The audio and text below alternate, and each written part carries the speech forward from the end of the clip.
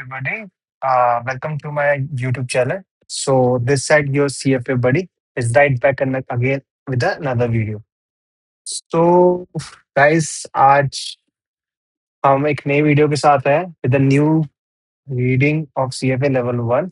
इसकी हम रिवीजन करेंगे बहुत अच्छे से। जैसे कि आपको पता है कि मैं अभी तक 2 रिविजन्स की वीडियो डाल चुका हूँ।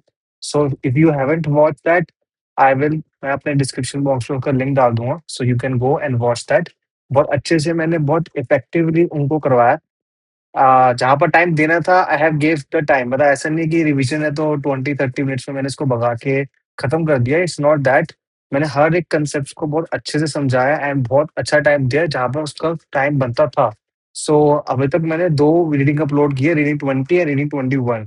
सो वो मेरे आपको मैं प्लेलिस्ट की वो भी डाल दूँगा, लिंक भी डाल दूँगा, सो you can refer that as well. और मेरा सीएफए का एक मैंने चैनल बनाया है टेलीग्राम पे, द सीएफए बडी करके। So you can go there, you can subscribe that as well. उसपे सारे अपडेट्स आया करेंगे अब आगे से।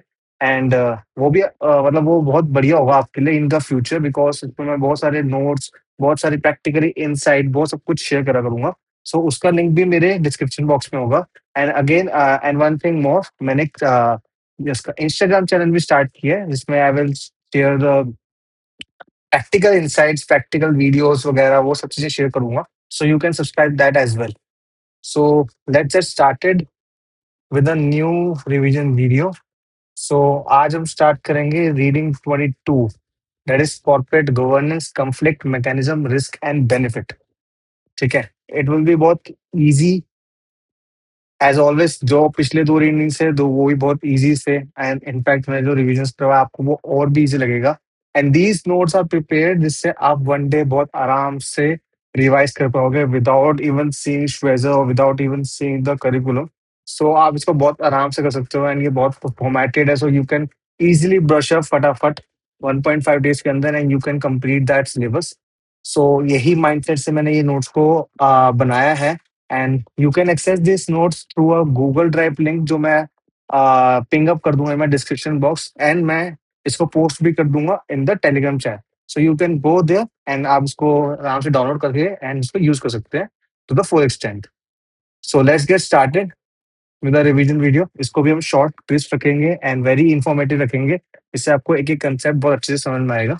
सो I will try my best, then start, let's start.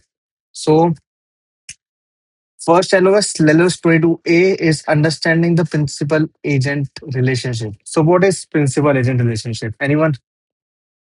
I know अभी आप live revisions मतलब live videos नहीं ले रहे हैं, so but still we can interact also. आप comment box में डाल सकते हो ये चीज को if you have a knowledge about it कि क्या suggest कर रहा है principal agent relationship. सो चलो मैं बताता हूँ ये चीज। सो प्रिंसिपल एजेंट रिलेशनशिप होता है बेसिकली एक बड़ी अथॉरिटी पे होता है, एक नीचे अथॉरिटी पे होता है, उसके लोअर अथॉरिटी पे। सो इफ बड़ी अथॉरिटी पे जो इंसान होता है, अगर if I tell you about ऐसे करके, सो अगर इंसान होता है, सो वो अपने एजेंट से काम करवाता है। ठीक है, वो अपने बेनिफिट को अचीव करने के लिए वो हायर करता है अपना एज एन एजेंट एंड वो उससे उसका काम करवाता है to achieve its own interest. So principal agent relationship that होता है। एंड सो पढ़ते आगे। So what is the definition? The definition is the principal agent relationship exist where principal hires an agent to perform the task on their behalf. मेरे behalf पे मेरा agent काम करेगा, मैं काम नहीं करूंगा। So that's a principal agent relationship. इसमें हायर अथॉरिटी पे होता है प्रिंसिपल एंड लो अथॉरिटी पे होता है agent. Agent will do the work on the behalf of the principal. ठीक है, अब प्रिंसिपल एजेंट लिखती है, कंफ्लिक्ट भी आ जाती है बीच में। सो what is a conflict? A principal agent conflict occurs because the agent personal interest may not align with the principal interest. अगर मेरा प्रिंसिपल मतलब अगर मैं प्रिंसिपल हूँ, ठीक है, मैंने अपने एजेंट को हायर किया टू डू क्या to perform the work on my behalf. So I want ना कि मेरे बिहाफ पे काम कर रहा है, सो वो मेरे इंटरेस्ट में काम करे, राइट। बट ऐसा हो भी सकता है कि एजेंट का इंटरेस्ट अलग हो, राइट, और दोनों का इंटरेस्ट अलाइन ना कर रहे हो। So that's causes and principal agent conflict. ठीक है, सो प्रिंसिपल एजेंट कंफ्लिक्ट का एक अच्छा एग्जांपल, जो बहुत मेजर एग्जांपल है, वो है share holder and board of directors. ठीक है, तो share holders directly day to day operation पे वर्क नहीं करते, ठीक है, and they appoint board of directors to work for their interest and for the companies, right? So अब agents जैसे बोर्ड ऑफ डायरेक्टर्स है वो वर्क करेंगे, या मैनेजर्स है वो वर्क करेंगे जिससे उनकी इनकम अच्छी हो, उनको बोनसेस मिले, उनको परफॉर्मेंस इंसेंटिव मिले, so they will do the task that benefit themselves. But the principal, the shareholders have appoint the managers, yeah, board of directors to work on the behalf of shareholders and to work in the interest of the shareholders. What are the interest of shareholders? Interest of shareholders is to maximize their values. But somehow उनके जो interest है वो align नहीं बैठ सकते. For example मैं चाहता हूँ कि मैं एक कंपनी एक्वायर करना चाहता हूँ, राइट? और एक्वायर से क्या होगा कि उस कंपनी, अगर जैसे कि हम कंपनी फॉर एग्जाम्पल मैं एक नई वर्कबुक खोलता हूँ. सो अगर ये ए कंपनी है एंड एक ये बी कंपनी है, राइट? ठीक है, मैं इसका मैनेजर हूँ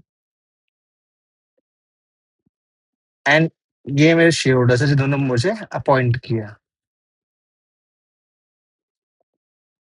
ठीक है, अब बेसिकली क्या होगा, मैं सोच रहा हूँ, मैनेजर सोच रहे हैं टू एक्वायर कंपनी बी, जिससे क्या होगा, सिनर्जीज मिलेगी एंड ए की वैल्यू है वो इंक्रीज कर जाएगी in the future.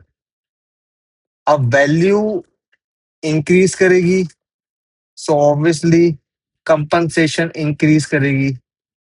Compensation as in bonus या परफॉर्मेंस इंसेंटिव.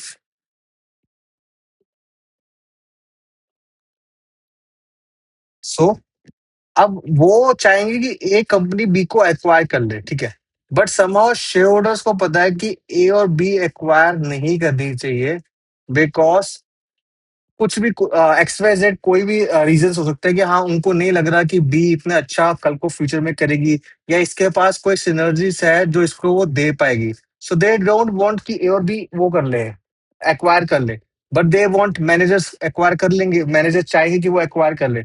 सो उनके जो अलाइनमेंट, जो इनके इंटरेस्ट है वो अलाइन ही नहीं हो रहे हैं, जबकि share holders are the principal and जो मैनेजर है वो एजेंट है. So they have to work in the interest of the principal, but they are not. So this causes principal agent conflict. Right, I guess आप समझ गए होंगे इस चीज से रिलेटेड में. सो एजेंसी कॉस्ट से क्या क्या मतलब बेसिकली कॉस्ट होती क्या क्या है. So it involves two cost, direct cost and indirect cost. Direct cost जैसे कि hiring staff to monitor the agent. अब जैसे कि हमें for example board of directors में नॉन एग्जीक्यूटिव जैसे कि इंडिपेंडेंट डायरेक्टर्स को बिठाना पड़ेगा, जिससे वो अच्छे से मॉनिटर कर पाए एंड वो मैनेजर से वो अच्छे से काम कर पाए. So it involve direct cost. Obviously independent director को हर मीटिंग के लिए, हर चीज के लिए हमें कॉस्ट इन्वॉल्व करनी पड़ेगी. They we have to give them compensation, right? And indirect cost भी हो सकती है, जैसे example opportunity cost of loss business. Indirect cost कैसे आ जाएगी, फॉर एग्जांपल अभी मैंने आपको जैसे एग्जांपल बताया कि managers want the A company to acquire B company, जिससे उनसे कंपनसेशन टाइड अप है.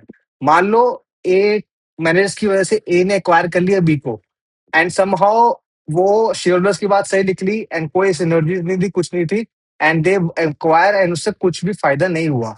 सो क्या हुआ, इससे कॉस्ट इन्वॉल्व हुई. हमने जो बेसिकली पे किया था ए ने बी को टू एक्वायर, वो तो वेस्ट चला गया.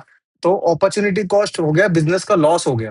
सो दैट्स अ इनडायरेक्ट कॉस्ट. तो एजेंसी कॉस्ट में डायरेक्ट कॉस्ट आती है जो डायरेक्टली इन्वॉल्व करती है मनी को, एंड इनडायरेक्ट कॉस्ट आती है जो इनडायरेक्ट डायरेक्ट मनी इन्वॉल्व नहीं करती, बट एक ना अपॉर्चुनिटी कॉस्ट होती है वो इन्वॉल्व होती है, राइट?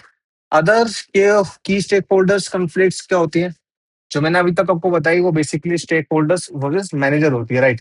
अदर स्टेक होल्डर्स क्या होती है, तो ये तो हमने पहला पॉइंट डिस्कस किया ही, what is stake holders versus manager. तो टिपिकल प्रेफरेंस क्या होती है, share holders prefer high risk diversified portfolio. And source of risk है, manager prefer low risk to protect the employment income, right? कि जो share holder है वो तो चाहेंगे कि भाई अब अच्छा रिस्क लो, ठीक है, अपने पोर्टफोलियो को डाइवर्सिफाई करेंगे, वो और कंपनीज के अंदर इन्वेस्ट करेंगे और नया प्रोडक्ट लेके आना चाहेंगे, वो नया बिजनेस सेगमेंट चालू करना चाहेंगे, जिससे क्या होगा, वो जितना रिस्क लेंगे, जितना रिस्क उतना return. So they will try ना कि वो रिस्क बढ़ाए, डाइवर्सिफाई करे चीजों को, एंड वो बेसिकली ग्रो करे। But on the other hand managers ये चीजें नहीं चाहेंगे। मैनेजर्स चाहेंगे कि बेसिकली उनको कम रिस्क पे एम्प्लॉयमेंट इनकम आती रहे उनकी। कल को ये ना हो कि मैंने कंपनीज को एक्वायर करना चालू कर दिया, या मैंने नया बिजनेस सेगमेंट किया एंड ऐसा कंपनी डूब गई, सो उनकी एम्प्लॉयमेंट इनकम भी उनको नहीं आएगी। सो share holder wants high risk and manager wants lower risk. तो ये भी कंफ्लिक्ट आ गया। Share holder versus creditor. Share holders enjoy limited downside and high upside. Creditor face default risk and limited upside. अब basically share holder क्या करेगा, उसको risk लेना है, ठीक है। वो चाहेगा कि मैं डाइवर्सिफाई करूं, मैं दूसरे बिजनेस, दूसरे प्रोडक्ट्स मिक्स लेके आऊं, दूसरी इंडस्ट्रीज के अंदर अपना स्केल अप करूं। बट क्रेडिटर्स नहीं चाहेंगे। क्रेडिटर्स दे वांट कि भाई मेरा जो पैसा है वो सिक्योर रहे, कल को जो मैंने उधार दिया है वो मुझे पैसे वापसी मिल जाए। अब अगर हम इतना रिस्क लेंगे तो समाव कल को रीपेमेंट में दिक्कत आ सकती है, दैट कंपनी कैन डिफॉल्ट। अगर कंपनी मान लो फॉर एग्जाम्पल ग्रोथ नहीं कर पाई, so it will be difficult for them to repay the money right to the creditors.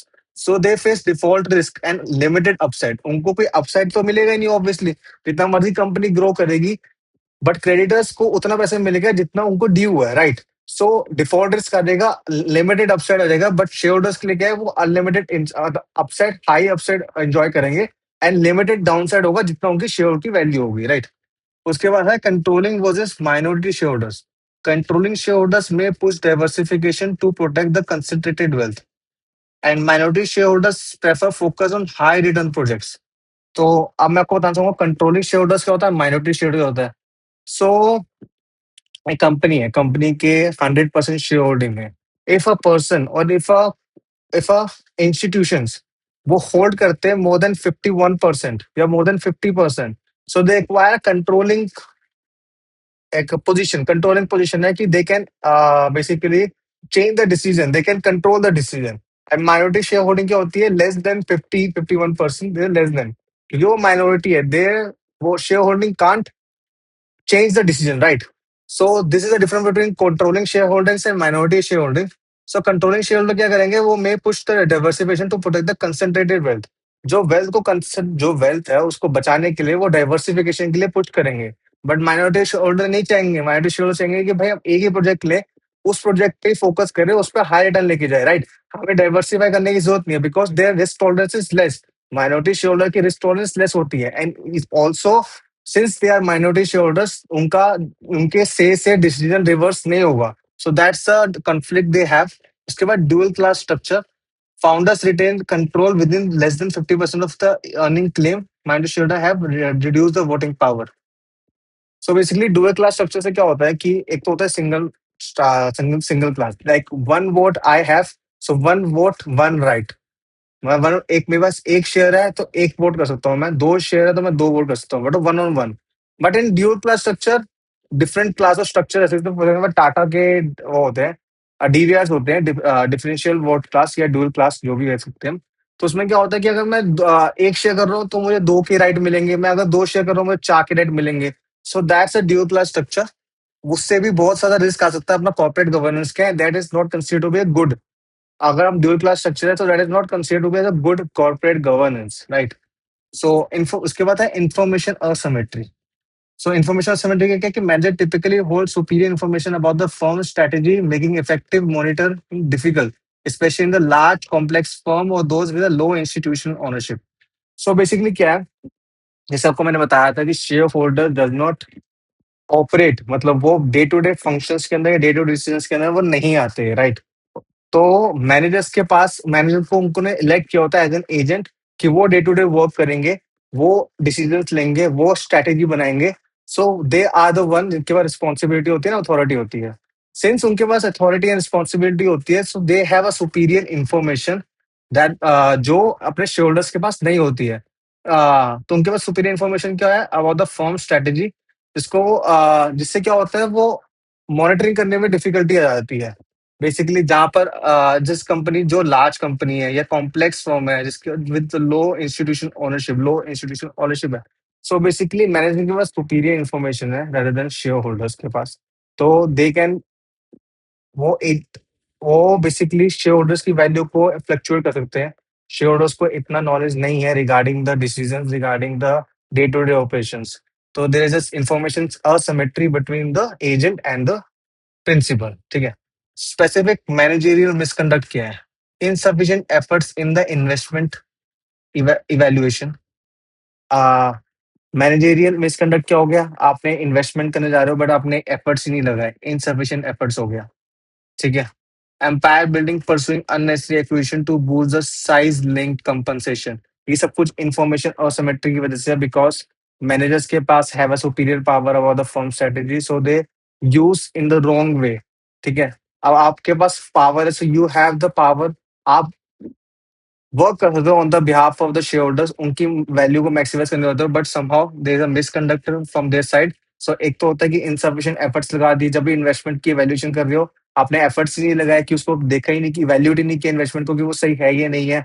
उसके बाद आप एम्पायर बिल्डिंग कर रहे हो, बेसिकली आप क्या कहते हैं, अननेसेसरी आप एक्विजिशन कर रहे हो, बूस्ट करने के लिए, साइज को बूस्ट करने के लिए आप अननेसेसरी एक्विजिशन कर रहे हो, ठीक है, जिससे आपकी कंपटीशन बढ़े, इंट्रेंचमेंट, making competitors or avoiding original risky ideas। आप कंपटीटर्स को मिमिक कर रहे हो कि वो क्या कर रहे हैं, हम क्या नहीं कर रहे हैं, मतलब कोई अपना आइडियाज नहीं है, हम अपना आइडिया नहीं लेके आ रहे, बट समहाउ हम कॉम्पिटिटर्स को मेक मेक कर रहे हैं, जो वो कर रहे हैं हम उनकी लाइन पे जा रहे हैं, जबकि वो हमारी ऑर्गेनाइजेशन के लिए सही नहीं हो सकता। So that is entrenchment, self dealing, using firm resources for personal benefit. Since that's a thing की information asymmetry, shareholders are not directly involved in day to day operation। So these are the three misconduct जो होता है, specific managerial misconduct, in fact four, sorry. So एक तो insufficient efforts हो गए investment evaluation के time पे। एम्पायर बिल्डिंग हो गया कि आप जान के एक्वायर करिए जा रहे हो, जिससे आपकी कंपटीशन को बूस्ट मिल सके। एंड उसके बाद इंट्रेंचमेंट क्या है कि आप कॉम्पिटिटर्स को मिमिक कर रहे हो, रिस्की आइडियाज ले रहे हो, ओरिजिनल आइडियाज को छोड़ रहे हो, ओरिजिनल आइडियाज को आप अपना ओरिजिनल आइडियाज नहीं लेके आ पा रहे। सेल्फ डीलिंग है कि आप फर्म के रिसोर्सेज को यूज कर रहे हो एज अ पर्सनल बेनिफिट के लिए। So they are the managerial misconduct. उसके बाद जाते हैं हम LOS 22B के अंदर। सो इसमें हम पहले समझेंगे शेयर होल्डर मैकेनिज्म क्या होता है। So what is share holder mechanism में फर्स्ट थिंग है annual general meeting, AGM। So share holder receive audited statements, performance updates and can post the questions. So basically क्या होता है कि जैसे since I have told you that share holder does not participate in day to day operation, so पूरे year का जो भी कह सकते हैं, टू बी वेरी हिंदी में बोलूं तो कच्चा चिट्ठा, जो भी पूरे कंपनी ने किया है, चाहे वो लॉस किया है, चाहे वो प्रॉफिट किया है, या जो भी किया है, so they have to do after 1 year एक एनुअल जर्नल मीटिंग होती है, as a name suggest annual journal meeting होती है, जो शेयर होल्डर प्रपोज करते हैं। इसमें शेयर होल्डर्स को बताया जाता है कि भाई कंपनी ने इतना अच्छा परफॉर्म किया, इतना अच्छा परफॉर्म नहीं किया।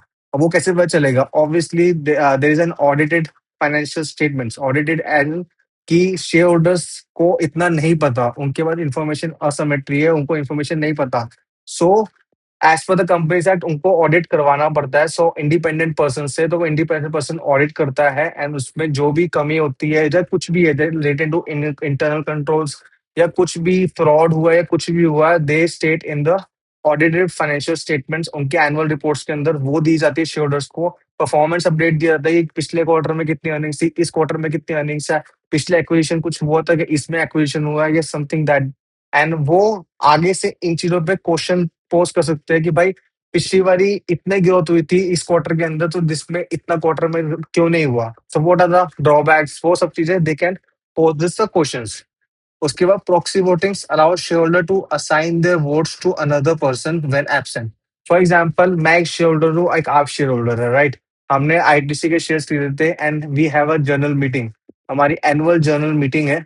अब उसमें मैं नहीं जा पा रहा, राइट? मेरे पास कोई घर में प्रॉब्लम आ गई, या मेरे पास कोई अर्जेंट वर्क आ गया, so that I was not in a position to attend that meeting. So proxy voting क्या होगा कि आप मेरे बिहाफ पे वोट डालोगे। सो मैं अलाउ करूंगा शेयर होल्डर को to sign their vote to the another person when absent. जब वो एब्सेंट है वो अपना पर्सन असाइन कर सकता है। उसके बाद रेजोल्यूशन दो टाइप्स के होते हैं, एक होता है ऑर्डिनरी, होता है एक्स्ट्रा ऑर्डिनरी। तो ऑर्डिनरी सिंपल मेजोरिटी होता है इलेक्टिंग डायरेक्टर्स, अगर हम डायरेक्टर्स को इलेक्ट कर रहे हैं वहां पर ऑर्डिनरी वोटिंग चल जाती है। एक एक्स्ट्रा ऑर्डिनरी वोटिंग होती है जहां पर एक बहुत स्पेशल टास्क या स्पेशल चीजें होने वाली होती है, जिसके लिए रिक्वायर स्पेशल रेजोल्यूशन, सो उसको हम स्पेशल रेजोल्यूशन कहते हैं। सो उसमें मेजर चेंजेस होंगे, जैसे कि सर मर्जर हो गया या लिक्विडेशन हो गया, so that require extra ordinary resolution. बाकी नॉर्मल जो चीजें होती है उसके लिए ऑर्डिनरी रेजोल्यूशन चल जाता है। सो बेसिकली रेजोल्यूशन का मतलब क्या है?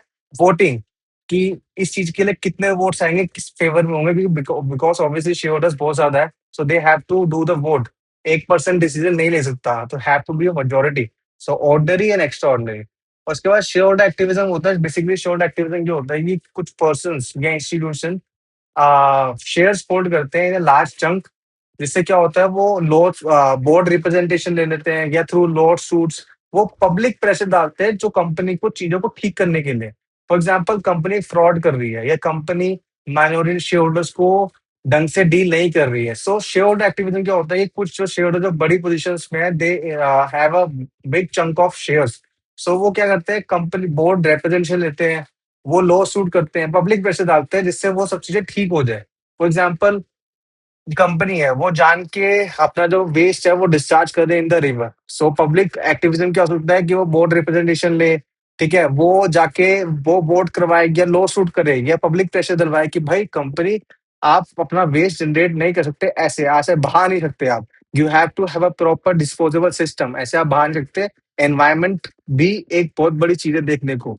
So that's a share holder activism, कि आप दूसरों के बिहाफ पे एक मोर्चा लेके चलोगे, right? To be in Hindi terms में, तो this is a share holder activism. उसके बाद टेक ओवर है कि hostile take over threats align management with share holder interest. Defense include poison bills and staggered payouts. So क्या होता है कि कभी कभार जो शेयर जो मैनेजमेंट होती है वो अपना इंटरेस्ट ज्यादा रखती है, एंड वो शेयर होल्डर के इंटरेस्ट को छोड़ देती है। सो क्या होता है कि होस्टाइल टेक ओवर कर लेंगे। होस्टाइल टेक ओवर इज की जान के लार्ज नंबर ऑफ शेयर्स को एक्वायर कर लेंगे, जिससे हमारे पास कंट्रोलिंग पावर आ जाएगी, एंड हम मैनेजमेंट को हटा के हम अपनी मैनेजमेंट लेके आएंगे that will work in the favour of the share holders. ठीक है, so that's a hostile take over. So hostile take over में वो डिफेंस क्या इंक्लूड कर सकते हैं, जैसे पॉइजन पिल्स या स्टेगर बोर्ड्स। वो पॉइजन पिल्स यूज कर सकते हैं या स्टेगर बोर्ड कर सकते हैं। स्टेगर बोर्ड हमने अभी आई थिंक पिछली रीडिंग्स में भी पढ़ा था। तो स्टेगर बोर्ड इज दैट कि कुछ डायरेक्टर्स या कुछ उनकी वोटिंग होती ही नहीं है, दे आर परमानेंट। कुछ फ्रैक्शनल शेयर्स की वोटिंग्स होती है, कुछ फ्रैक्शनल शेयर्स की वोटिंग होती ही नहीं है, सो दे आर परमानेंट। अगर वो परमानेंट होंगे तो ऑब्वियसली वो नंबर ऑफ शेयर दूसरे पर्सन जो एक्वायर करने वाला होगा, जो हॉस्टाइल टेक करने वाला होगा, they will not be able to buy. वो उतने पोर्शन उतना शेयर होल्डिंग वो बाय नहीं कर पाएंगे। सो स्टैगर बोर्ड से भी आपका डिफेंसिव डिफेंस हो सकता है, right? So that's a stagger board. Poison pills क्या होता है? पॉइजन पिल्स ये होता है कि आप अपने एग्जिस्टिंग शेयर होल्डर्स को एडिशनल शेयर्स दो एट अ डिस्काउंटेड प्राइस। जिससे क्या होगा, फॉर एग्जांपल जैसे कि फॉर एग्जांपल मैं कैसे बताऊं, पहले 30 जो एक्वायरी थी 30-40% था जो एक्वायर करने वाला था, उसके बाद शेयर होल्डिंग थी कंपनी की 30-40%, ठीक है, आउट ऑफ 100। अब क्या होगा, जो एग्जिस्टिंग शेयर होल्डर्स है ना, उनको एडिशनल शेयर दिए जाएंगे, राइट? तो एडिशनल शेयर दिए जाएंगे तो बेस बढ़ जाएगा, ऑब्वियसली डिनोमिनेटर बढ़ जाएगा। जब डिनोमिनेटर बढ़ जाएगा, ऑब्वियसली जो उनका कंट्रोलिंग था वो कम हो जाएगा, so though will not be in a position कि वो होस्टाइल टेक ओवर कर पाए। So that's a poison pills. Poison pill का आपको एग्जांपल भी दे सकता हूँ। फॉर एग्जाम्पल जो एक्वायरा था,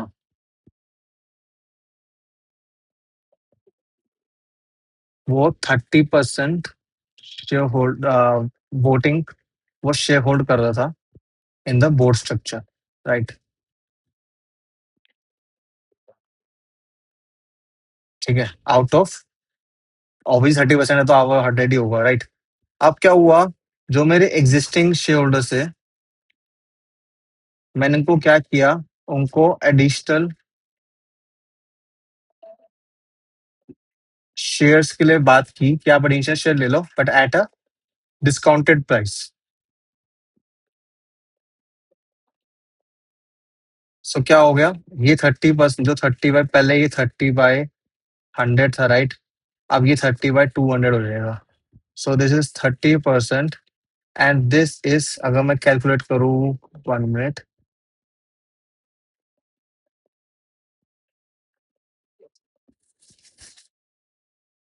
अगर मैं कैलकुलेट करूँ 30 divided by 200 into 100, so that is 15%, right? So क्या होगा, वो बाय ही नहीं कर पाएगा, वो फोर स्टाइल टेक ओवर कर ही नहीं पाएगा, क्योंकि उसकी ऑब्वियसली पावर कम होगी, पहले 30 थी, वो 15 में पहुंच गई। सो दैट्स द पॉइजन पिल जो हम बात कर रहे थे।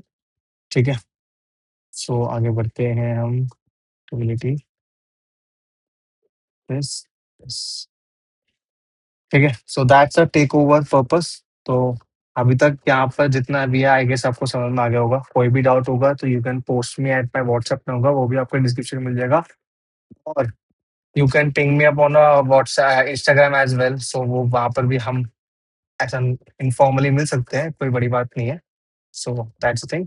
उसके बाद क्रेडिटर मैकेनिज्म में टूल्स के पर्पसेस है। तो बॉन्ड इंडेंचर क्या होता है? It is a legal contract defining rights obligation of the bond holders, a covenants restriction to protect the creditors. ये रिस्ट्रिक्शन डाले जाता है कि भाई इतनी डेट इक्विटी होनी चाहिए, इतनी ये रेशो होनी चाहिए, जिससे क्या होता है उनका पैसा बचा रहता है। और कुछ टूल्स लगा देते हैं जिससे उसका मिस यूज नहीं होता, जो भी आप प्रॉफिट कमा रहे हो उसका मिस यूज नहीं कर पाते in the form of dividends. So covenants होते हैं।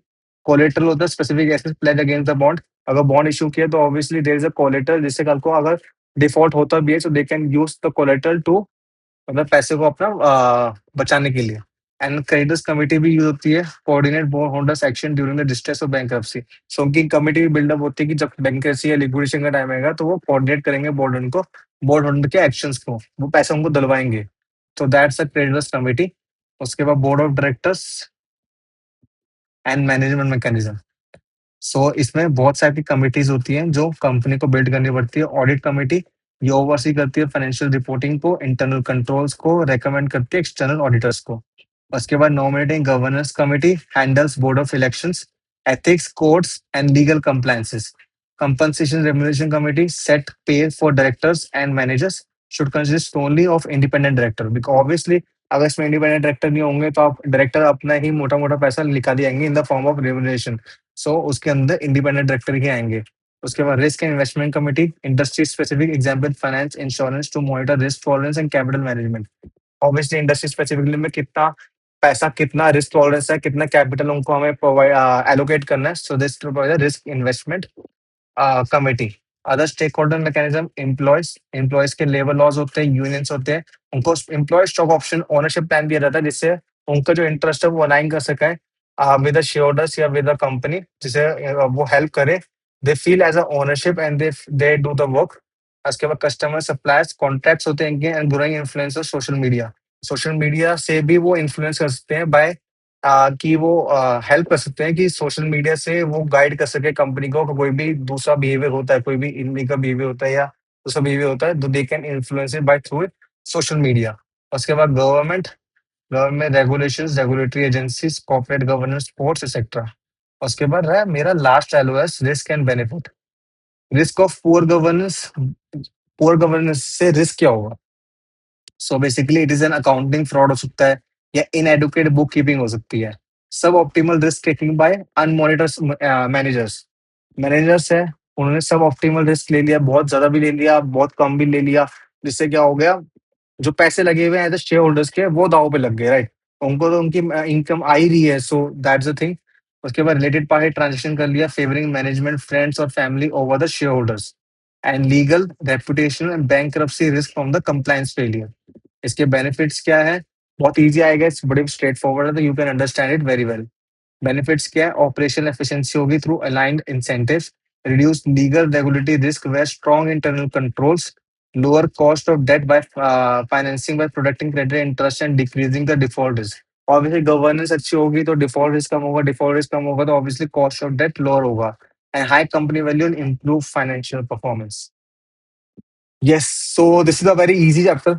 आप इसको बहुत जल्दी, आई थिंक 15-20 मिनट्स के अंदर पूरा कवर कर सकते हैं, and this notes are more than enough. यार आपको बहुत चीजें बहुत क्रिस्प में दी जा रही है, ठीक है? इसका आई गेस आप पूरा अच्छे से फायदा उठाना प्लीज। सो जो मैंने डिफिकल्टी फेस की थी एट द टाइम ऑफ जब मैं एग्जाम दे रहा था, वो ये था कि जब भी पेपर पहले बहुत अच्छा रिवाइज हो पा रहा था, बट जब पेपर आए एक दिन पहले 2 दिन पहले मैं हर चीज ढंग से रिवाइज नहीं कर पाया। और जितना आप, अगर मैं आपको एक बहुत सही बात बताऊँ ना, तो लास्ट दिन पे जितना आप रिवाइज कर पाओगे ना वेरी क्रिस्पीली, उतना ही आपको पेपर में याद रहेगा and will help you to solve problem. भाई जल्दी चीजें याद रहेंगी, so that will help, this notes will help you. तो आप मेरी बस ये फटाफट ये रिवीजन की वीडियो सुन लेना, and that's it, your this reading will be over. So ऐसी हर रीडिंग्स को हम कंप्लीट करेंगे, जो that's the main task of the CFA बड़ी। उसके बाद हम चीज़ों कंप्लीट करेंगे एंड बस दैट्स इट। ये चैप्टर कंप्लीट हो गया बहुत जल्दी। तो मिलते हैं नेक्स्ट वीडियो के लिए, ठीक है? टिल देन आप प्लीज़ उसको, हाँ, देख हो जाए तो आप प्लीज़ अपने दोस्तों यारों को या दोस्तों को या सबको आप प्लीज़ शेयर करना, जिससे ये वीडियो उन लोगों में पहुँच पाए जिनको ये ज़रूरत है, राइट? मैं अभी बहुत स्टार्टिंग फेज़ पे हूँ and this video will not reach because of the algorithm. इसके बाद इतनी रीच नहीं आ पाएगी जस्ट बिकॉज़ मैंने बहुत अभी नया स्टार्ट किया है, I don't have that much subscribers और व्यूज़ या कि ये पहुँच पाए। So it's your task, please, if you can help me or if you want to me to, if you want to support me, जिससे आप ये प्लीज इसको शेयर करना, ठीक है? जिससे ये आगे पहुंच पाए and it can help each and every fellow mates, right? So that's it from my side. मिलते हैं अगली वीडियो में। सो शब्बा खैर।